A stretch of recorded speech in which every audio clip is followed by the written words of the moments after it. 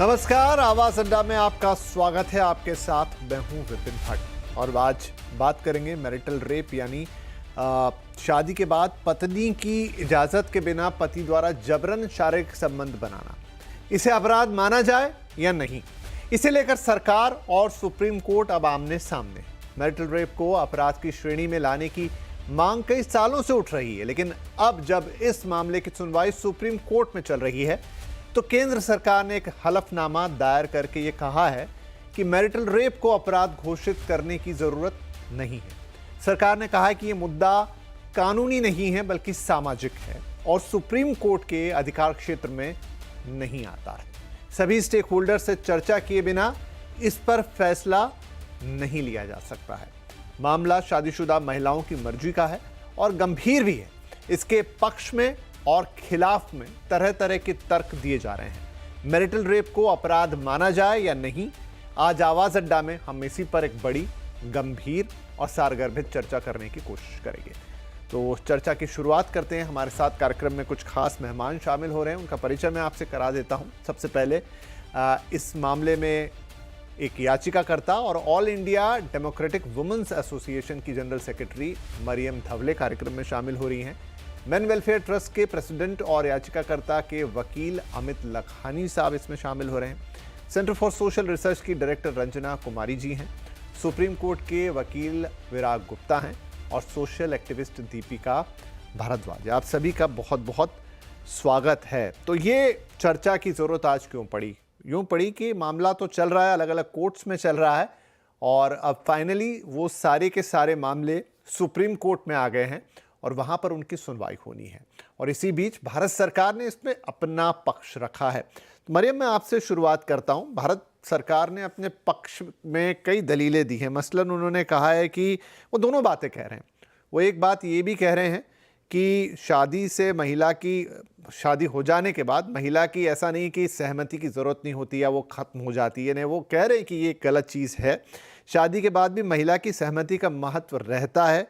महिला की गरिमा के साथ किसी तरह के उल्लंघन को सजा मिलनी चाहिए, ये उनका एक कहना है। दूसरी तरफ लेकिन उनका कहना है कि इसको अपराध की श्रेणी में नहीं रखा जा सकता और अगर हम इसे अपराध मानेंगे तो शादी नाम की जो संस्था है उसका ताना बाना खराब होता है और जो भारत के मौजूदा कानून हैं उसमें अलग अलग तरीके से इस तरह की चीज़ से निपटने के लिए ऑलरेडी प्रावधान हैं। ये कहा है सरकार ने। क्या आप भारत सरकार के इस जवाब से या उनके इस तर्क से इत्तेफाक रखती हैं या फिर कुछ अलग? नहीं, हम इस तर्क से सहमत नहीं है, क्योंकि सरकार एक तरफ तो कह रही है कि औरत को अधिकार है कि वो मना करे, लेकिन दूसरी तरफ ये भी कह रही है कि वो अपराध नहीं गिना जा सकता है। इसका मतलब ये है कि शादीशुदा जिंदगी के अंदर एक पति को अपनी पत्नी के ऊपर जबरदस्ती करने का जो वो मामला है, उस मामले को वो क्रिमिनल नहीं मानती है। वो मानती नहीं है कि ये दोषी है। ये कह देना कि औरत को अपनी मंजूरी देनी चाहिए, ये एक बात हो गई, लेकिन उसको गुनाह मानना ये तो जरूरी है ना फिर। लेकिन ये मानने को तैयार नहीं है। और बाकी के जो कानून है इस देश के अंदर, उस कानूनों में मैरिटल रेप को एक गुनाह नहीं माना गया है। जैसे डोमेस्टिक वायलेंस एक्ट का दावा करते हैं, डोमेस्टिक वायलेंस एक्ट एक क्रिमिनल लॉ नहीं है, वो एक सिविल लॉ है। और इसकी वजह से उस तरह से सिविल लॉ के अंदर क्रिमिनल एक्टिविटी को नहीं लिया जाता है। ये जो बात है, और विवाह संस्था या परिवार को वो कह रहे हैं कि उसको उसके ऊपर आघात होगा या वो डिस्टर्ब हो जाएगा। तो हमारी महिला संगठन का तो ये दावा है कि अभी भी तो विवाह संस्था या परिवार के अंदर क्लेश तो होता है, क्योंकि ये हिंसा बनी रहती है, ये हिंसा हो रही है। इसका आपको एक्नॉलेज करना पड़ेगा, इसको आपको देखना पड़ेगा कि ये हो रहा है।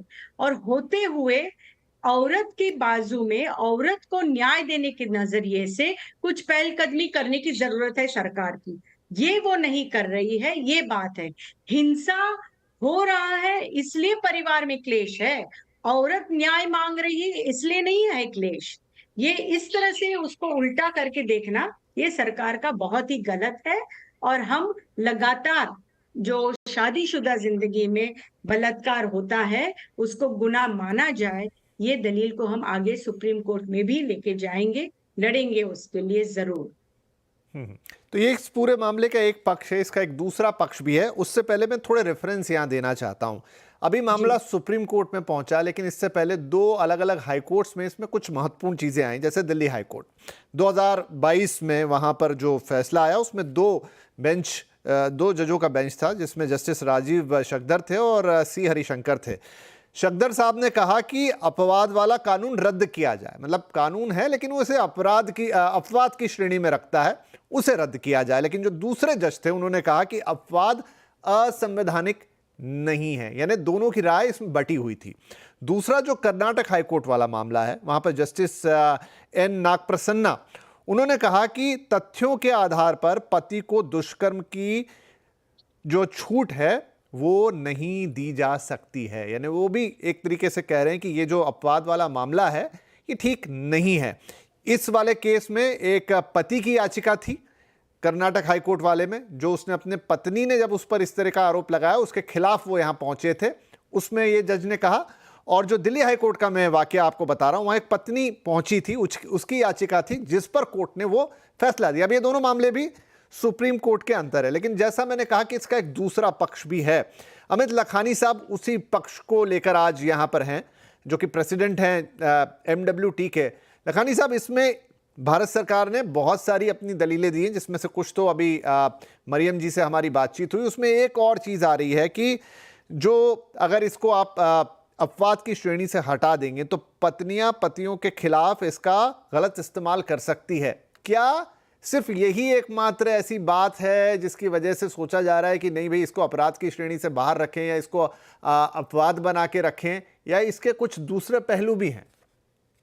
विपिन जी, इसके दो तीन पहलुओं पर मैं बात करना चाहूंगा। सबसे पहले तो जहां तक आपने बताया कि दुरुपयोग की बात है, तो मैं आपको थोड़ा सा बैकग्राउंड में ले जाना चाहूंगा कि 2014 में Arnesh Kumar versus state of Bihar का एक जजमेंट आया था, जहां पर 498A के मिसयूज को रोकने के लिए, जो इलीगल तरीके से अरेस्टिंग होती थी दहेज निरोधी कानून में, उसको रोकने के लिए सुप्रीम कोर्ट का जब ये जजमेंट आया था कि इस कानून के दुरुपयोग को रोका जाए, उसी के इमीडिएटली बाद से ये पूरा एक कैंपेन शुरू हो गया था कि हमारे देश में मैरिटल रेप के कानून की जरूरत है, और बहुत सारी पिटीशंस दिल्ली हाई कोर्ट में उस टाइम पे दायर की गई थी। और एक इस तरह का नैरेटिव दिल्ली हाई कोर्ट में बनाया जाने की कोशिश की गई कि भारत में पतियों को एक लाइसेंस दिया गया है अपनी पत्नियों का रेप करने का, और जैसे कि हर दूसरे घर में पुरुष जो है अपनी पत्नियों का रेप कर रहे हैं, इस तरह से एक नैरेटिव बनाने की कोशिश की गई। दूसरा बात यह है कि क्या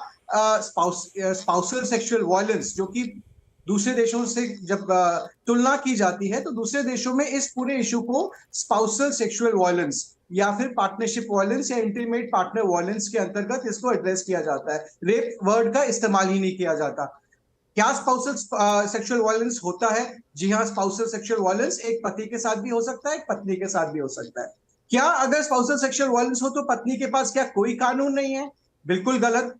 स्पाउसल सेक्सुअल वायलेंस अगर पत्नी के साथ होता है तो हमारे जो प्रेजेंट फ्रेमवर्क है उसमें इनफ प्रोटेक्शन दी गई है, लीगल प्रोटेक्शन। एक पत्नी को वो डोमेस्टिक वायलेंस का केस फाइल करके प्रोटेक्शन ऑर्डर, रिस्ट्रेनिंग ऑर्डर ले सकती है, जहां पर पति को उस कमरे में, उस घर में या उस कॉलोनी में आने तक के लिए भी रोका जा सकता है। Free legal aid, free medical aid, shelter home, maintenance, ये सब प्रावधान है।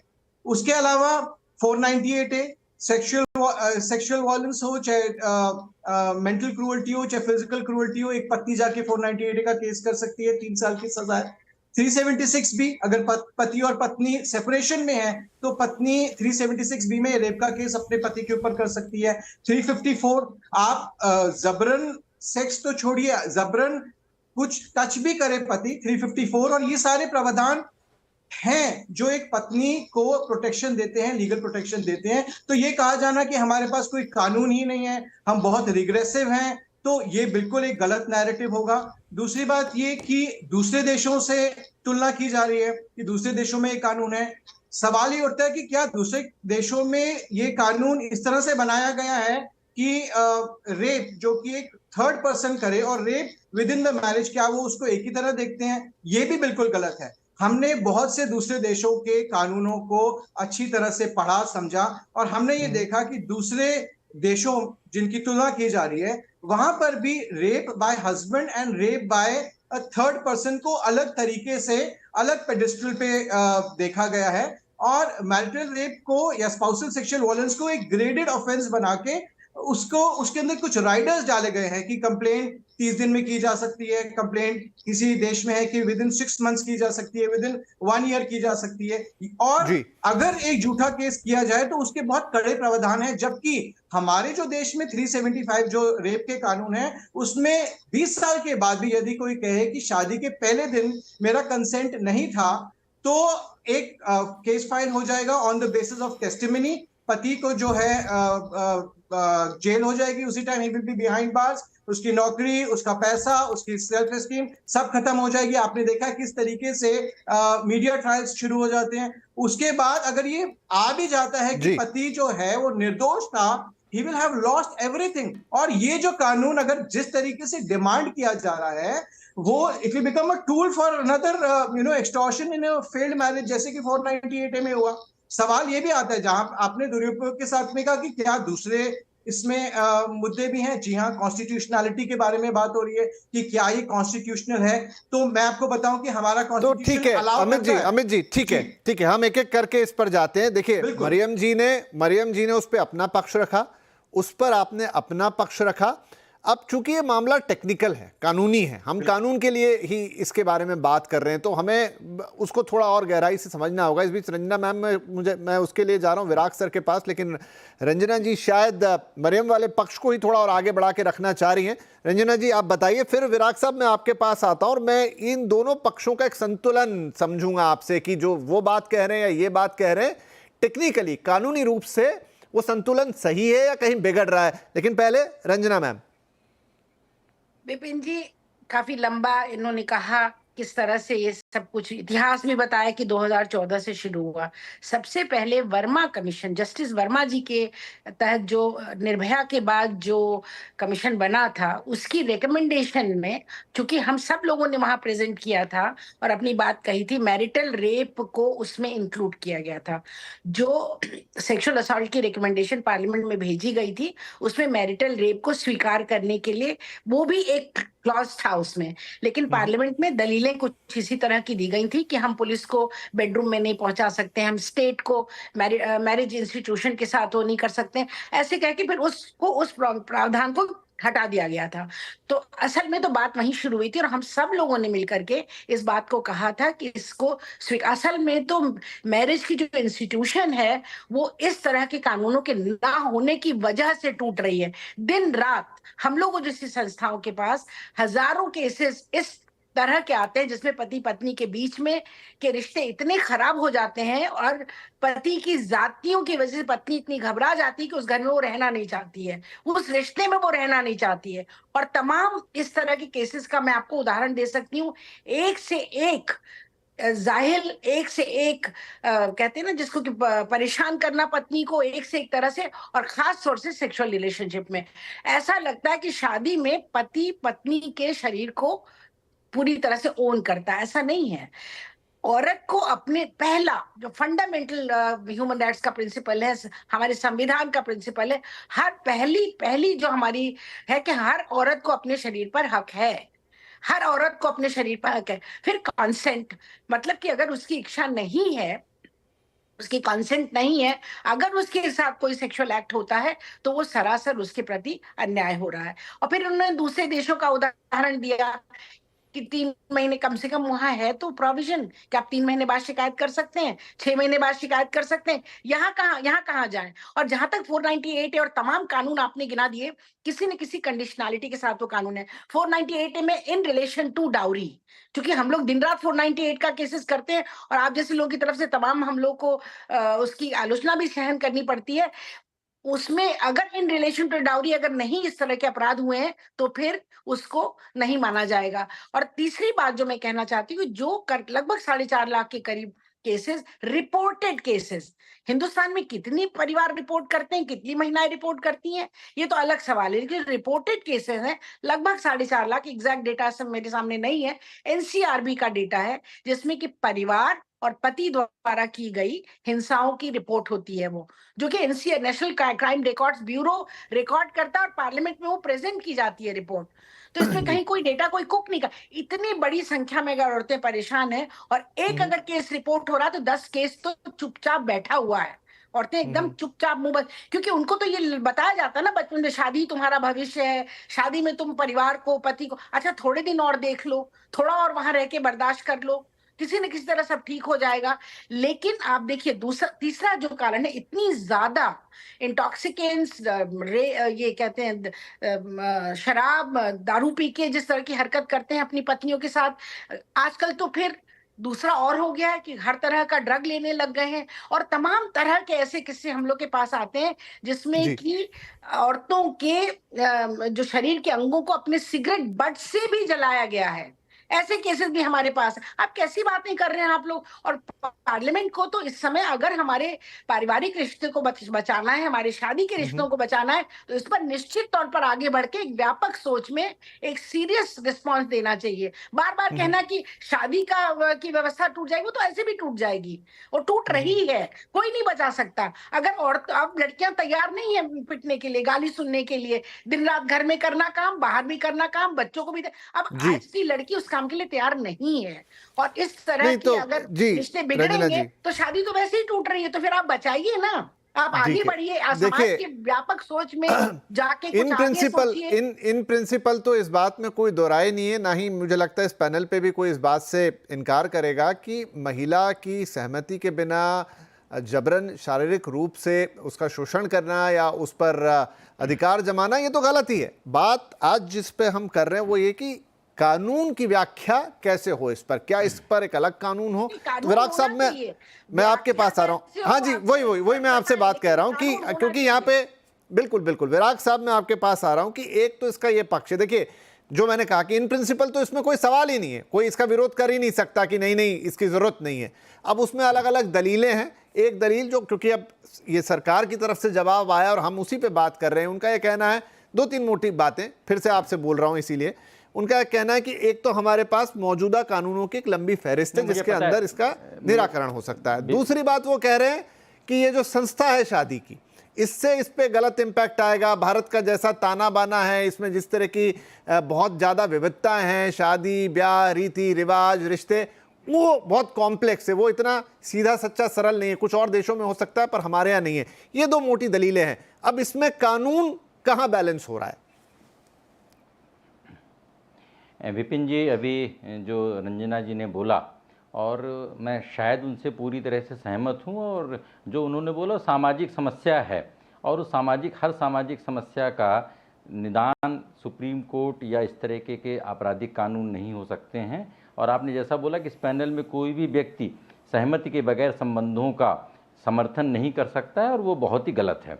हम 18 सितंबर को सुप्रीम कोर्ट के जो बेंच सुन रही है, उन्होंने कहा था कि अगर सरकार जवाब नहीं देगी तो हम कानूनी बिंदुओं पर मामले का निपटारा करेंगे।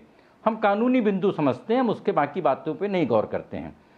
जो चीज़ मुझे अंत में कहनी, मैं पहली बात कह रहा हूँ कि अगर मान लीजिए अपराध बन गया तो अपराध का मुकदमा कैसे चलता है, अपराध के मुकदमे का ट्रायल कैसे होता है, अपराध का फैसला होता है सबूतों पर। तो अगर किसी पत्नी ने पति पर आरोप लगाया तो सबूत क्या होंगे? क्या उस पत्नी का इकबालिया बयान, क्या उस इकबालिया बयान के बेसिस पर ही सिर्फ क्या किसी बेडरूम में सीसीटीवी होता है? क्या कोई तीसरा पक्ष होता है? मान लीजिए कि हम इस बात को मान लेते हैं, हम बगैर जटिलताओं में गए इस बात को मान लेते हैं कि मैरिटल रेप घंघोर अपराध है और इसके लिए पति को फांसी दे देनी चाहिए। लेकिन उसके भी एक नियम हैं, सीआरपीसी के तहत उसकी प्रक्रिया निर्धारित है। सबूत कहाँ से आएंगे? इस पैनल में बैठे सारे विद्वान लोग, इस मामले में पिछले 8 सालों से हाई कोर्ट और सुप्रीम कोर्ट में मुकदमा लड़ रहे सारे लोग अगर इस बात का जवाब दे दें, क्योंकि इस विषय पे मैंने कई अखबारों में लिखा, बीबीसी में लिखा, अमर उजाला में लिखा, और ये सवाल हमेशा मैं पूछता हूँ कि सबूत कहाँ से आएंगे। अब मैं कानूनी प्रक्रिया में जाता हूँ। हाईकोर्ट के सामने 3 मुख्य विषय थे। पहला विषय था इसको मैरिटल रेप बनाया जाए, क्योंकि आईपीसी की जो पुरानी आईपीसी थी धारा 375 के एक्सेप्शन 2 में ये दिया गया, तो एक्सेप्शन 1 दिया गया है मेडिकल प्रोसीजर को, डॉक्टरों को, कि कल के दिन डॉक्टर आपकी चीरा लगाए तो आप उसको 307 का मुकदमा उसके ऊपर नहीं कर सकते हैं। तो 2 एक्सेप्शन दिए गए हैं 375 में, और वो सेम प्रोविजन नए बीएनएस कानून में सेक्शन 63 में है, और इसमें मोटे तौर पे कोई बदलाव नहीं किया गया। इस एक्सेप्शन को खत्म करना, क्या पहले नंबर पर यह प्रक्रिया सुप्रीम कोर्ट से होनी चाहिए कि संसद से? इसका फैसला सन 1973-74 में केशवानंद भारती मामले में 13 जजों की बेंच ने कर दिया था कि कानून बनाना संसद का काम है, और पुरानी आईपीसी संसद से बनी थी, और जो ये नया बीएनएस कानून है, नहीं मैं आपके बीच में नहीं बोला तो आप बीच में मत बोलिए, और नया कानून भी संसद से बना है। तो पहली बात है कि ये प्रक्रिया कौन करेगा। दूसरी बात कि इस प्रक्रिया का सबूत कहाँ से आएंगे। तीसरी बात, ये कॉन्करेंट लिस्ट में है, कॉन्करेंट लिस्ट में है तो केंद्र सरकार ने राज्यों से परामर्श लिया। 19 राज्यों में से 3 राज्यों ने के अलावा 16 राज्यों ने बोला कि नहीं, इसको अपराध नहीं बनाना चाहिए। क्या सुप्रीम कोर्ट को राज्यों को सुने बगैर इसका फैसला करना चाहिए? क्या दिल्ली हाई कोर्ट को राज्यों को सुनने बगैर इसका फैसला करना चाहिए? मुझे लग रहा है कि बहुत महत्वपूर्ण विषय हैं। आज देश में 4.5 लाख लोग जेलों में बंद हैं। एनसीआरबी बोलता है, सुप्रीम कोर्ट बोलते हैं कि उसमें से 2/3 अंडर ट्रायल हैं, और 2/3 अंडर ट्रायल में से 90% निर्दोष लोग, बेगुनाह लोग, गरीब लोग, अनपढ़ लोग हैं।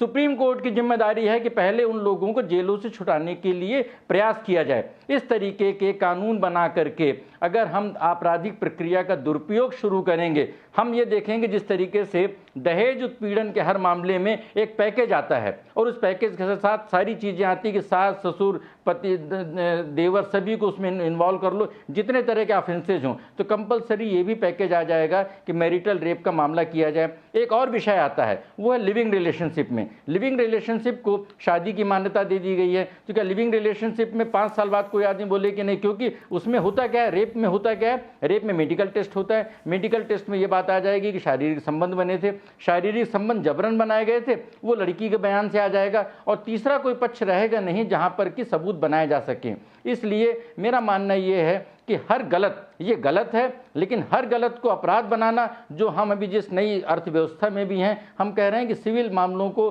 क्रिमिनल मामला बनाना उचित नहीं है। ये एक सामाजिक बुराइयों की जो रंजना जी बात कर रही हैं, जो दूसरे लोग बात कर रहे हैं, हर सामाजिक बुराई का जो निराकरण है अगर हम आपराधिक कानूनों से करेंगे तो हम बर्बरता की ओर जाएंगे, हमारा कानून का शासन और डगमगाने लगेगा।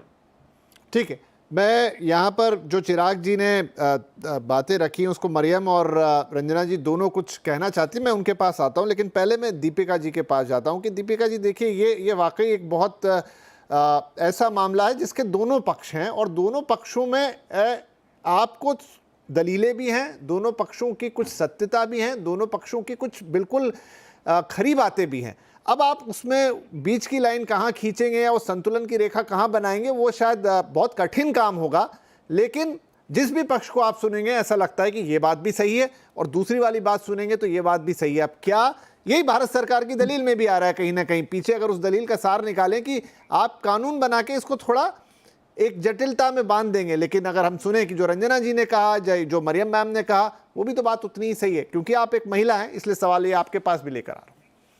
विपिन जी, मैं महिला हूं, लेकिन मुझे लगता है कि कोई भी इंसान जो असली इंसानियत को की तरह से अपना व्यवहार रखता है, उसको जेंडर में अपने आप को नहीं बांटना चाहिए। मैं महिला हूं, लेकिन मैं पुरुषों का भी दर्द देखती हूं जिनको महिलाओं द्वारा झूठा फंसाया जाता है।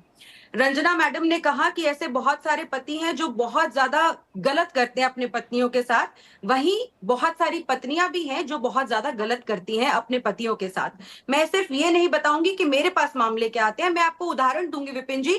कोर्ट में ये कानून आने से पहले किस तरह के मुकदमे जा चुके हैं। 23 अप्रैल 2023 को ये दिल्ली हाई कोर्ट का मैं आपको दिखाती हूँ। Pressing rape charges in matrimonial cases against husband, his family members, which are later settled, needs to be curbed. इसमें एक महिला ने अपने पति के सारे परिवार के जो मेल मेंबर्स हैं उनके ऊपर रेप का पहले मुकदमा दायर कर दिया, उसके बाद लाखों रुपए लेके सेटलमेंट कर ली। फिर मैं आपको एक कर्नाटका का मुकदमा बताती हूँ जो भी पिछले साल का है। एक दिन की शादी में पति पर दुष्कर्म का आरोप कानूनी प्रक्रिया के दुरुपयोग का श्रेष्ठ उदाहरण। इस मामले में क्या हुआ, 4 साल की लव मैरिज थी, लेकिन शादी के एक ही दिन में शादी टूट गई और पत्नी ने पति को, जबकि कानून नहीं है फिर भी, दुष्कर्म के आरोप में आरोपित कर दिया, क्योंकि उसको उसके अफेयर के बारे में पता चल गया था, पति को पत्नी के अफेयर के बारे में पता चल गया था।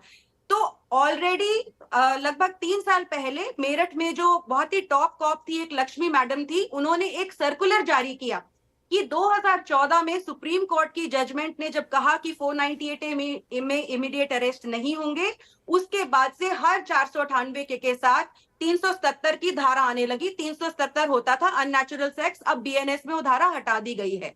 तो जब अरेस्ट 498 में खत्म हुए, उसके बाद से लगभग पिछले 10 साल से जो हम पैटर्न देख रहे हैं विपिन जी, वो ये है कि ना ही सिर्फ दहेज और घरेलू हिंसा, बल्कि अननेचुरल सेक्स, ससुर के ऊपर रेप केस, देवर के ऊपर रेप केस। मैं आपको अपनी पर्सनल लगभग 10 दिन की पहली आप बीती बताती हूँ। एक महिला आके, मैं जिस घर में बैठी हूँ वहीं पे 1 घंटा रो रही थी। क्यों? क्योंकि उसके पति के ऊपर उसके बड़े भाई की पत्नी ने झूठा रेप केस लगाया है। अब उनको एंटीसिपेटरी बेल मिली है। बताइए, क्या वो महिला महिला नहीं है? क्या उसका दर्द दर्द नहीं है? और जो मेरे से पहले चिराग जी ने बोला, बिल्कुल 100% सच बात है। कौन बताएगा कि क्या हुआ था 4 साल पहले? अगर महिला ने बोल दिया कि 4 साल पहले उसकी सहमति के बगैर संबंध बनाया गया था। आज हम विपिन जी ऐसे केसेस देख रहे हैं और हजारों में देख रहे हैं जहां पे महिला बोलती है कि मेरा 4 साल से किसी के साथ रिलेशनशिप है, लेकिन 4 साल पहले जब हमारे संबंध बने थे तब इसने मुझे शादी का झांसा देके संबंध बनाए थे। ये शादी का झांसा देकर संबंध बनाने के ऊपर हाई कोर्ट से लेकर सुप्रीम कोर्ट टिप्पणी कर चुका है। शादीशुदा महिलाएं ऐसे रेप केस फाइल कर रही है जहां पे वो कह रही है कि इसने तो हमारे को शादी का झांसा दिया। Rape case, dowry case, domestic violence case के मिसयूज के ऊपर हाई कोर्ट से लेकर सुप्रीम कोर्ट इतनी बार टिप्पणी कर चुका है। रंजना जी से और जितनी भी फेमिनिस्ट हैं, मैं उनसे हाथ जोड़ के विनती करूंगी कि एक पक्ष को देखना छोड़ दें, क्योंकि 2014 में सुप्रीम कोर्ट बोल चुका है कि धारा 498 का बहुत बेजा इस्तेमाल हुआ है। आज 2024 में ये स्थिति है कि सेंटर को सुप्रीम कोर्ट ने कहा है कि बदलिए इस कानून को, और अब लॉ जो है 498 के ऊपर रिव्यू में चला गया है। मिसयूज को अगर आप बिल्कुल दरकिनार कर देंगे तो ना ही आप पुरुषों के खिलाफ हैं, बल्कि उन महिलाओं के खिलाफ भी हैं जिनके साथ सच्ची में गलत होता है, क्योंकि झूठे केस की वजह से इन कानूनों की सारी सीरियसनेस खत्म होती है। ऐसे माहौल में एक तो ऐसा अब इसमें एक सवाल ये उठता है, अब इसमें एक सवाल ये उठेगा कि क्या केस का, इस धारा का दुरुपयोग होगा तो हम सच्चाई से मुंह मोड़े? दूसरी बात यह कि यह भी एक उतनी बड़ी वास्तविकता है जिसके ऊपर इतनी बहस हो रही है, तो फिर उसका निराकरण कैसे होगा? मरियम, इसके लिए मैं आपके पास आता हूं। हाँ भाई साहब, विपिन जी देखो, ये बात हर टाइम आती है, हम सब लोग ये झेलते हैं। जब भी औरतों के कानूनों के बारे में, अधिकारों के बारे में या हिंसा कम होने के बारे में जब भी चर्चा होती है तो इस तरह की बहस चलती रहती है और हमने हर बार झेला है। ये कोई नई बात नहीं है। यहाँ पे कोई इस तरह से दावा यहाँ पे रखा नहीं गया है, कोई प्रूफ इस तरह से नहीं है। कुछ केसेस को यहाँ पर रखकर इतना जनरलाइज करना, हमारी संगठन है करीबन 26 राज्यों के अंदर 1 करोड़ की मेंबर की संगठन है, हजारों लाखों केसेस हम लोग भी हैंडल करते हैं। ऐसा नहीं है उसमें से एक आध कोई केस यहाँ पे रखकर इतना ऐसे बनाना कि इस देश के अंदर नेशनल क्राइम रिकॉर्ड ब्यूरो कह रहा है। आप इंटरप्ट मत कीजिए, आप इंटरप्ट मत कीजिए प्लीज। आप तो गलत बात इधर कह रही हैं। आप इंटरप्ट मत कीजिए ना, आप मेरा टाइम नहीं ले सकते हो। आप अपनी बात रख दिए, अभी मुझे आप अपना पक्ष रखने का अधिकार है। ये आप ये सीमित, ठीक है, आप बोलिए अपना जरा। तो इस तरह से नेशनल क्राइम रिकॉर्ड्स ब्यूरो की तरफ से भी तो आ रहा है ना कि औरतों के पे हिंसा बढ़ती जा रही है, परसेंटेज बढ़ता जा रहा है, बच्चियों के ऊपर बलात्कार बढ़ता जा रहा है। तो वो भी क्या झूठा है? वो भी झूठे केसेस सब बता रहे हैं। तो ये हर बार हमको झेलना पड़ता है। अब बर्बरता की बात कर रहे हो, तो बर्बरता हो रही है, इसीलिए तो ये कानून बनना चाहिए, इंक्वायरी होगा। आप देखिए, रेप का जो डेफिनेशन है आमतौर पे आप क्या बोलते हो? सिर्फ सीधा साधा रेप होता है? एनल सेक्स, ओरल सेक्स, कई हमारे पास भी आए हैं ऐसे उदाहरण। औरतें आज मैरिटल रेप को गुनाह नहीं माना जाने की वजह से डरती भी है बाहर निकलने, क्योंकि हमारे समाज के अंदर कोई ऐसा इंफ्रास्ट्रक्चर नहीं है कि वो औरत को प्रोटेक्ट करेगा। वो आज 498A की बात हो रही है, 498 के अंदर आज केस भी दर्ज नहीं हो रहा है कि कौन से भी पुलिस स्टेशन के अंदर। ऐसे इस तरह से वो औरत जो हिंसा पीड़ित है, जब मदद मांगने आती है, तो अगर केस ही नहीं दर्ज होगा तो वापस उसको उसी घर के अंदर जाना पड़ेगा जहां पे हिंसा हो रही है। ये बात है, कहां जाएगी, कहां? हिंसा हजारों साल से औरतें सहन करती आ रही है। जैसे रंजना जी ने कहा कि वो सहन नहीं करना चाहती है। आप जानते हो हमारे पास केस ऐसे भी आए हैं कि पति ने रेप किया है औरत का और उनके दोस्तों को भी बुलाया है साथ में रेप करने के लिए। क्या औरत का गैंग रेप का भी सवाल आता है परिवार के अंदर? ये सब बातें होती है। इसके ऊपर ध्यान कब मिलेगा, कब देंगे? और जब भी औरत के न्याय की बात आती है तब हमेशा ये बात आती है कि औरत झूठा केस करती है। कौन औरत अपना घर बर्बाद करना चाहती है? आज हिंसा पीड़ित औरतें चुप बैठी है। ये हमारा आज ये समाज के अंदर उसको कोई साथ नहीं देता है। आप देखिए कर्नाटका की बात हो रही है, वो प्रज्वल रेवन्ना के केस के अंदर कौन समाज खड़ा रह रहा है उन औरतों के बाजू में?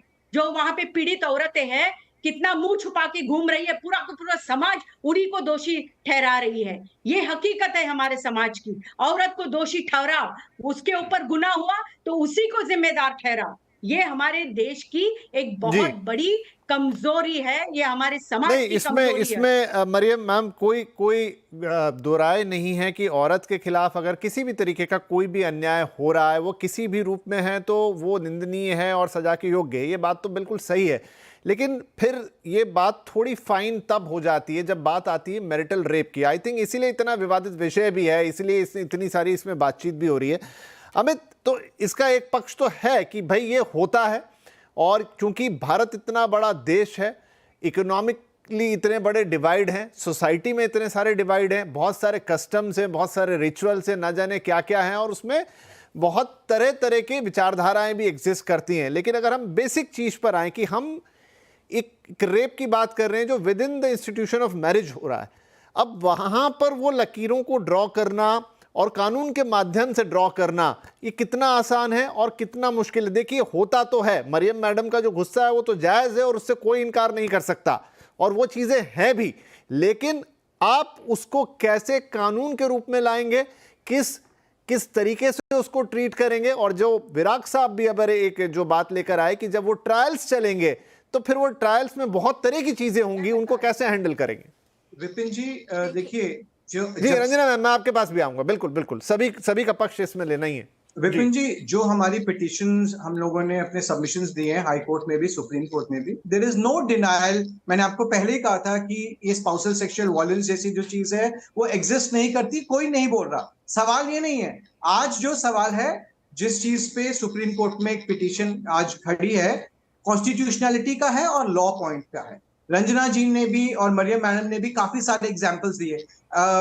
इन्होंने एनसीआरबी का डेटा दिया। अब मैं भी आपको एनसीआरबी का डेटा कोट करता हूं कि जो रिपोर्टेड रेप केसेस हैं पिछले, अगर आप 10 साल के उठाएं, क्योंकि इन्होंने कहा कि आप एक दो इक्का दुक्का केसेस बता रहे हैं, 10 साल के जो रिपोर्टेड रेप केसेस है, 51% केसेस वो हैं जहां पर आपसी संबंध से उनके रिलेशन बने थे, और बाद में क्योंकि वो रिलेशन नहीं चला तो प्रॉमिस ऑफ मैरिज पे रेप का केस लगा दिया गया। 51%।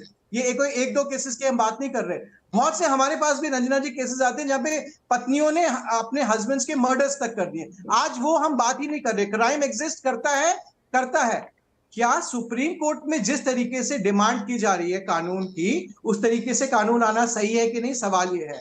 आप देखिए, जब ये 2013 में कानून में जब फेरबदल हुआ था, क्रिमिनल अमेंडमेंट्स आए थे, तो जैसा कि रंजन जी ने भी बताया कि उस समय मैरिटल रेप नहीं आया था, तो ये कानून इस नजरिए से बनाया ही नहीं गया था कि ये जो परपेट्रेटर है वो एक चार दीवारी में एक पति है। ये जो पूरा डिजाइन किया गया है, ये क्राइम इस तरह से किया गया है, इसके एविडेंस, इसमें जो कंसेंट की जो डेफिनेशन है, सभी इस चीज को देखते हुए कि जो परपेट्रेटर है वो कोई थर्ड पर्सन है।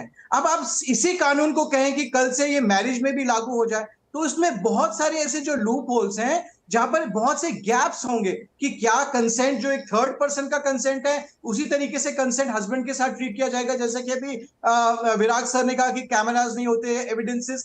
तो इसमें इतने सारे लूप होल्स हैं जो कि सुप्रीम कोर्ट नहीं देख सकता है, क्योंकि हमारे देश में doctrine of separation of power है, यहाँ पे सुप्रीम कोर्ट नहीं बल्कि पार्लियामेंट कानून बनाती है। पार्लियामेंट में ये सारे न्यूएंसेस देखे जाते हैं, चेक्स एंड बैलेंसेस डाले जाते हैं, सभी स्टेक होल्डर से पूछा जाता है, एक पूरी प्रक्रिया के साथ उस पर डिबेट होती है और फिर कानून बनाया जाता है जो कि जस्टिस डिलीवर करे। जिस तरीके से अभी ये कानून में कह रहे हैं कि एक्सेप्शन हटा दीजिए और कल से ये मैरिज के ऊपर लागू हो जाएगा, ये आप सोचे कि एक ही कानून मैरिटल रेप को भी कवर कर ले और रेप बाय थर्ड पर्सन को भी कवर कर ले। ऐसा नहीं होता है कि एक ही सेक्शन सफाइस करे। आप देखिए हमारे जो दूसरे सेक्शन है, ग्रीवियस हर्ट के लिए अलग सेक्शन है, अटेम्प्ट टू मर्डर के अलग सेक्शन है, हर चीज की ग्रेविटी के हिसाब से अलग सेक्शंस होते हैं। अब ये कह रहे हैं कि ये जो पूरा 375 है इसमें से एक्सेप्शन हटा दीजिए, कल से ये लागू हो जाए पति के ऊपर। जैसे विराग जी ने कहा कि ये पूरा ट्रायल चलेगा, साबित कैसे होगा?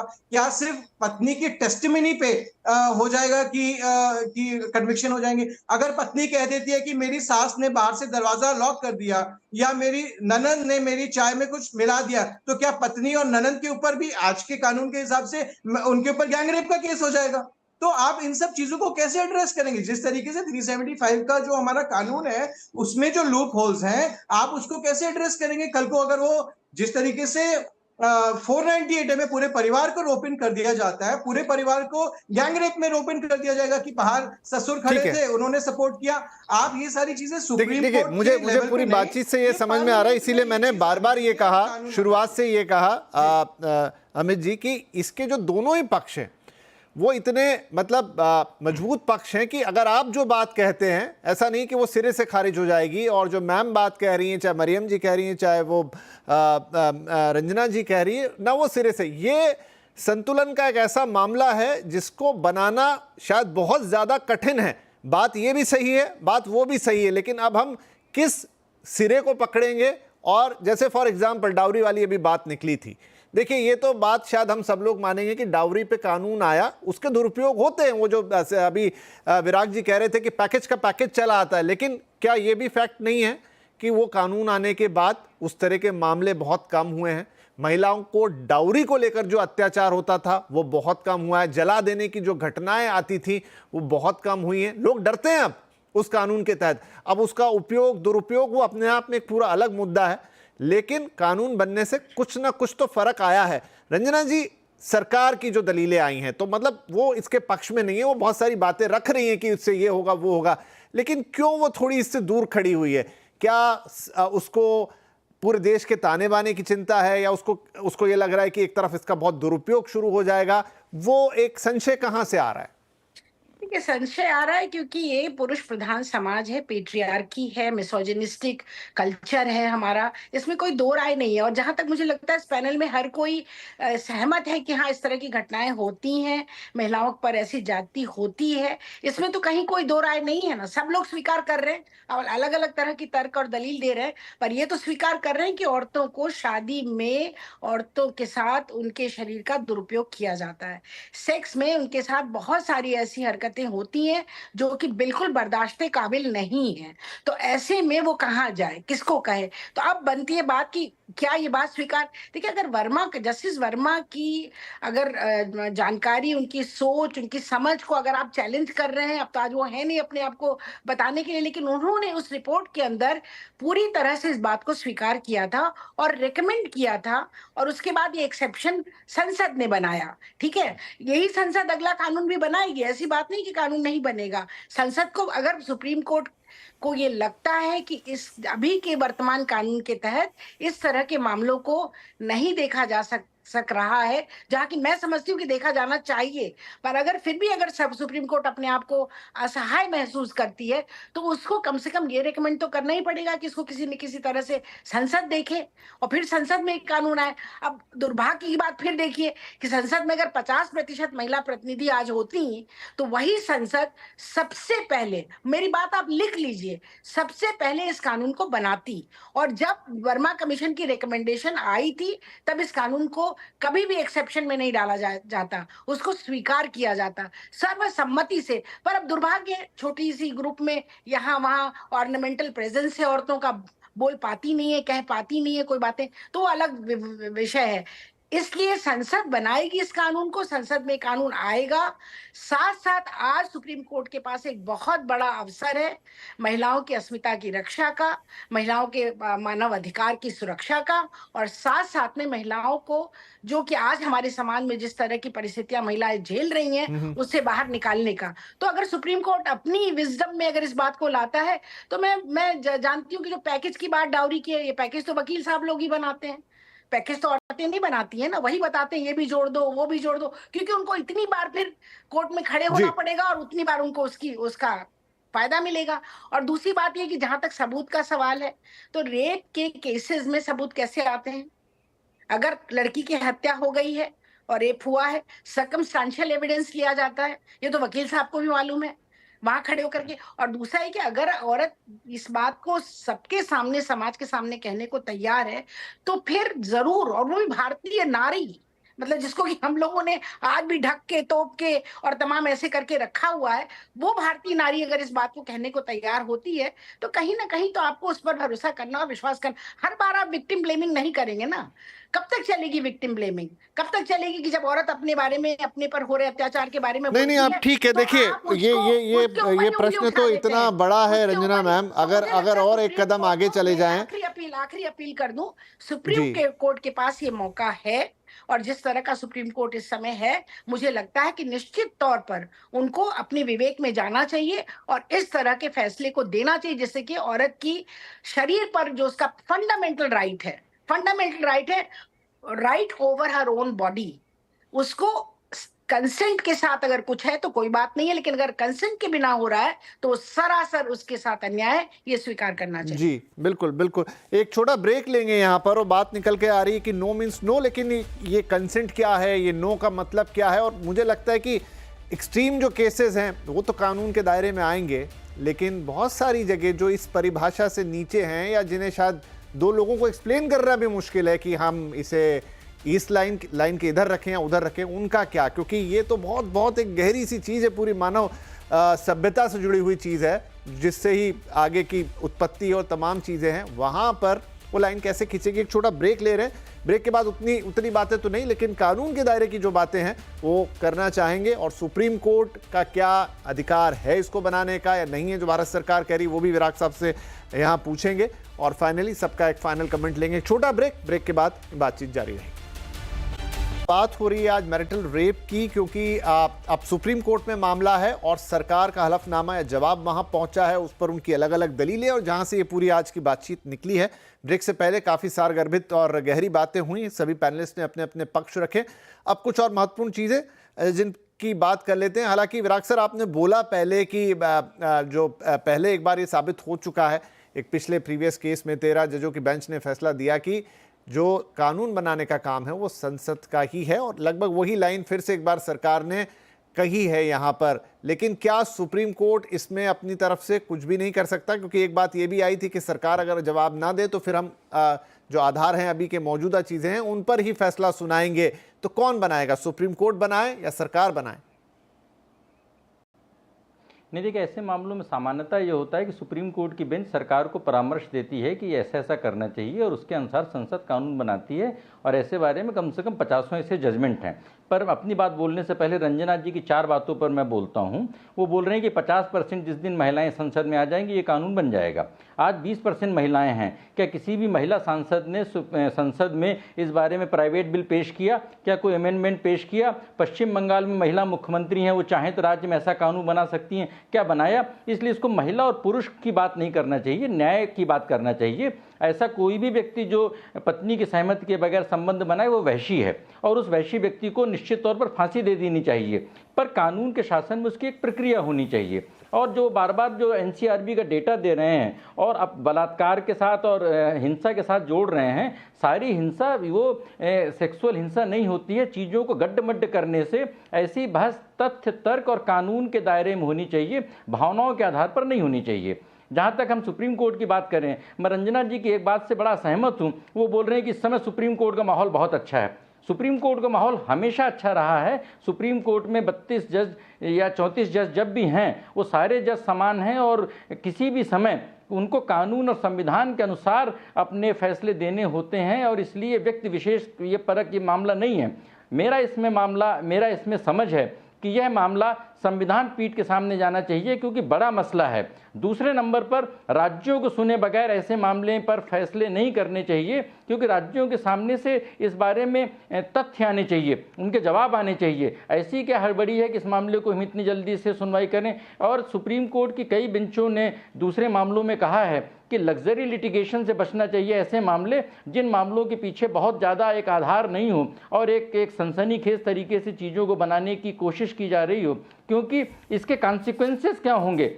अगर एक सही व्यक्ति को न्याय मिले और 1000 व्यक्तियों को उसके साथ अगर न्याय मिले, और मेरी शुरुआती बात का जवाब अभी तक किसी ने नहीं दिया क्योंकि उसका जवाब किसी के पास नहीं है कि क्रिमिनल ट्रायल में सबूत के बगैर फैसला कैसे होगा। और इस मामले में 3 बातें होनी चाहिए। पहला, ये मामला संविधान पीठ के सामने जाना चाहिए। दूसरा, राज्यों के साथ इस पर जवाब होना चाहिए। और तीसरा, अगर सुप्रीम कोर्ट को कोई फैसला या आदेश देना है तो सरकार को आदेश दे कि संसद के सामने इस बारे में उचित तरीके से विमर्श करके एक कानूनी प्रक्रिया लाए जिसमें नेसेसरी सेफगार्ड्स भी हों।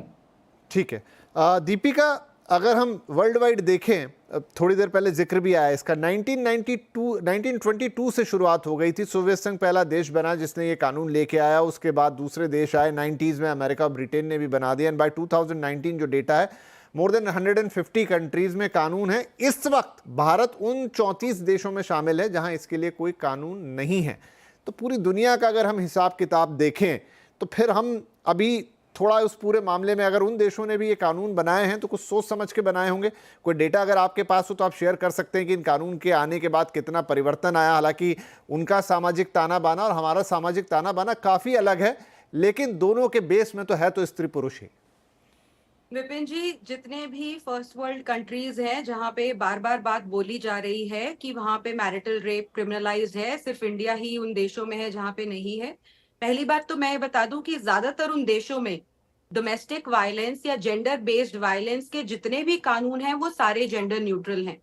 मैं विपिन जी आपसे एक बात पूछती हूँ, 498 में आज के समय पे सिर्फ एक शादीशुदा महिला कंप्लेंट कर सकती है उसके साथ अगर शारीरिक और मानसिक हिंसा हो रही हो, पति तो नहीं कर सकता है। क्या हम लोग इसका मतलब ये बोले कि पत्नी को जो है अधिकार है पत्नी के ऊपर, पति के ऊपर शारीरिक और मानसिक हिंसा करने का? नहीं है, लेकिन कानून जो है पति को नहीं मानता है। डोमेस्टिक वायलेंस एक्ट भी जो है हमारी कंट्री में, जो कि ज्यादातर, मैं तो कहूंगी सिर्फ 34 नहीं, शायद इंडिया उन कुछ 8-10 कंट्रीज में ही होगा जहां पे एक सिंपल सी चीज घरेलू हिंसा भी जेंडर न्यूट्रल नहीं है। और जितने भी फेमिनिस्ट अपने आप को इक्वालिटी के प्रोपेगेटर्स बोलते हैं वो कभी ये बात नहीं उठाते कि इतने सारे पुरुष महिलाओं की प्रताड़ना की वजह से आत्महत्या कर रहे हैं तो हमारा डोमेस्टिक वायलेंस एक्ट जो है वो जेंडर न्यूट्रल ना हो। और सबसे बड़ी बात विपिन जी, कानून जो है वो पूरे के पूरे समाज को लीगल सोशल, जैसा कि सेंटर ने भी रिस्पॉन्स दिया है, उसको देखकर बनता है। और एक बात विपिन जी, ये जो कंट्रीज जिनके बारे में आप कह रहे हैं ना, वहां पे ऐसा नहीं है कि एक पति की और पत्नी का मैट्रिमोनियल डिस्प्यूट हो गया तो एक बात तो उसको पूरा परिवार लपेट दिया जाए जैसे इंडिया में होता है। दूसरी बात, 498 डोमेस्टिक वायलेंस, 125, 406, 354, 377, कहीं कहीं 376 भी अब अप्लाई। एक आदमी को एक मैट्रिमोनियल लिटिगेशन में 10 जगह भागना पड़ रहा है आज के समय पे इंडिया में। सबसे बड़ी बात विपिन जी, फर्स्ट वर्ल्ड कंट्रीज में मैट्रिमोनियल डिस्प्यूट्स लाखों और करोड़ों की सेटलमेंट में खत्म नहीं हो जाते, इंडिया में खत्म होते हैं। तो क्या मैरिटल रेप कानून आ जाएगा, उसके बाद आप भी जानते हैं, मैं भी जानती हूँ, रंजना मैम और मरियम मैम भी जानती होंगी, आज के टाइम पे हमारी कोर्ट्स के मीडिएशन सेंटर्स भरे पड़े हैं। जब इतना जघन्य अपराध अगर हुआ है तो कल को फिर आप ये कैसे बोल दोगे कि चलो 25 लाख रुपए दे दो और सेटलमेंट हो जाएगी, 50 लाख रुपए दे दो और सेटलमेंट हो जाएगी। करोड़ों में आज के समय पे मीडिएशन सेंटर्स में बैठ के ये मॉनेटरी डिमांड्स हो रही हैं। तो अपराध का सोल्यूशन सेटलमेंट नहीं होती है विपिन जी। तो अगर मैरिटल रेप आ गया, जो तो क्या आपने बात कही जेंडर न्यूट्रल की, वो बढ़िया चीज है और एक आदर्श स्थिति है। और मैं ये भी कहूंगा कानून के हाँ। इम्प्लीमेंटेशन की मैं बात कर रही हूँ। क्या हम लेकिन ensure कर ये पाएंगे बात भी कि माननी अगर पड़ेगी मैम, केस होता इस बात है से तो इनकार नहीं settlement कर पाएंगे। होगी? माफ कीजिएगा, मैं मतलब आपको काट नहीं रहा हूं, लेकिन हम इस बात से इनकार नहीं कर सकते कि भारत जैसा देश है, जितनी बड़ी आबादी है और जिस दौर से हम गुजर के आज यहाँ तक पहुंचे हैं, हमारे यहाँ ट्रांजिशनल फेज में हैं। मैं ये भी मान रहा हूँ जो आपने दूसरे मामले गिनाए वो भी इन दिनों बहुत सरफेस पे आ रहे हैं, लेकिन अभी भी बहुतायात या जो मेजर परसेंटेज है वो यही है जहां पर एक महिला विक्टिम होती है। उस बात से हम इनकार नहीं कर पाएंगे। और बहुत सारे केसेस या बहुत सारे ऐसे इलाके या बहुत सारे ऐसे लोग तो संपर्क में ही नहीं आते हमारे, जहां पर ये बातें हम तक पहुंचे। एक चीज बोलूंगी जो विराग जी ने बोली उससे थोड़ी सी कनेक्टेड है। ठीक है, ट्रायल तो बहुत दूर की बात है विपिन जी। सबसे पहले क्या होता है, रेप बहुत जघन्य अपराध है। एक्सेप्शन रिमूव होगी तो सारे के सारे पैरामीटर्स जो अभी रेप के लॉज के हैं वही इंप्लीमेंट होंगे।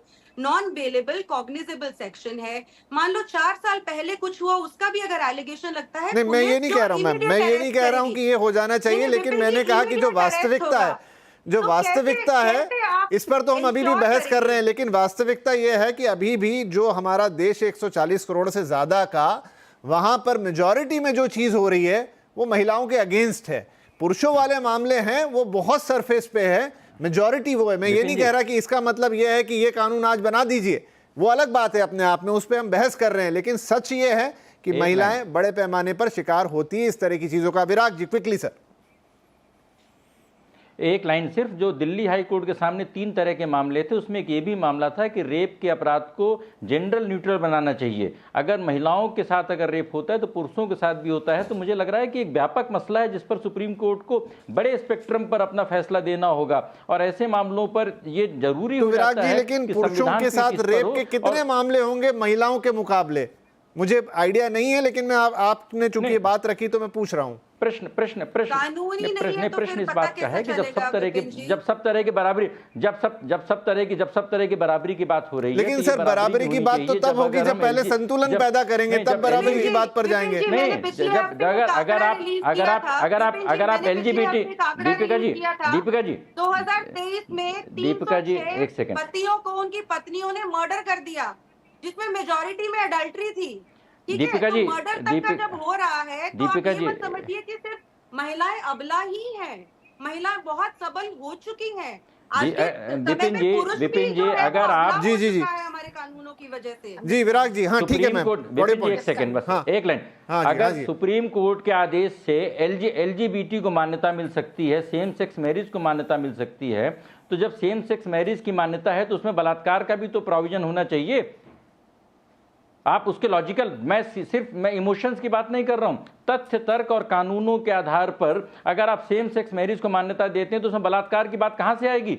सेम सेक्स मैरिज में बलात्कार कौन करेगा? इसमें रेप कौन करेगा? इसमें इसलिए 2 बातें हैं इसमें पहली बात है कानून के तहत गर्भपात का अधिकार है, अगर जबरन संबंध से कोई हो तो गर्भपात का अधिकार है, और दूसरा तलाक का अधिकार है क्योंकि क्रूरता के आधार पर तलाक का अधिकार है। एक बात अभी उन्होंने बोली थी मरियम जी और उन्होंने कि अगर तीसरे लोग भी इन्वॉल्व हैं, जेठ ससुर ये लोग, उन लोगों के खिलाफ रेप में तो कोई प्रोटेक्शन नहीं है, उनके खिलाफ तो रेप के मामले आज भी चल सकते हैं। लेकिन पति पत्नी के रिश्तों में क्योंकि मेडिकल टेस्ट के आधार पर ही रेप की पुष्टि होती है और शारीरिक संबंधों में मेडिकल टेस्ट कंफर्म होगा और तीसरा सबूत नहीं है, इसलिए इसको व्यवहारिक तौर पर रेप का अपराध नहीं माना तो चलिए, क्योंकि मेरा समय समाप्त हो गया है, तो जो तर्क आया है केंद्र सरकार की तरफ से, माफी चाहूंगा क्योंकि समय समाप्त हो गया, शायद 1 घंटा इसके लिए पर्याप्त नहीं, हम दोबारा बैठेंगे।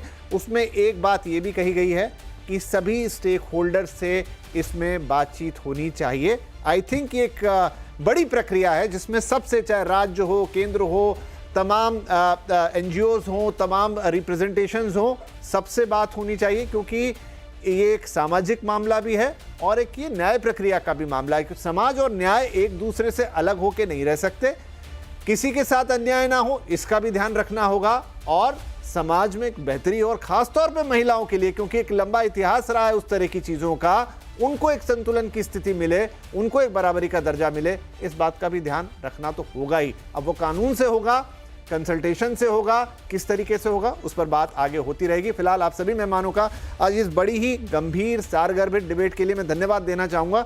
सबने बहुत अच्छे पॉइंट्स रखे हैं एंड आई होप कि आगे हम दोबारा इस पर जब बैठेंगे तो शायद वो एक पथ प्रदर्शक बातचीत ही होगी। बहुत बहुत धन्यवाद, नमस्कार।